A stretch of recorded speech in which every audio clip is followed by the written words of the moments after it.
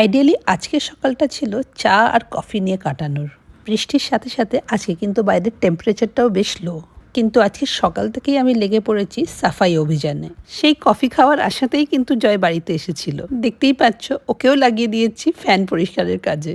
এই ভারী ম্যাট্রেসটা আমার পক্ষে সরানো সম্ভব ছিল না। তাছাড়া আমি জানি জয়ের সব কাজের ব্যাপারে পারফেকশনিস্ট, তাই ফ্যান পরিষ্কারটাও আমার থেকে ভালোই করবে। ঠিক তাই ফ্যানটা মুহূর্তের মধ্যে ঝা চকচকে হয়ে গেল। পুজোর আগে এক একটা ঘর ধরে ডিপ ক্লিনিং করছি। তাছাড়া পুরনো জামা কাপড়, জিনিসপত্র, শিশি বোতল যতটা পারছি ততটা খালি করছি। সারাদিন এইসব নিয়ে কাটিয়ে বিকেলে ঢুকলাম রান্নাঘরে পালক পনির বানাতে।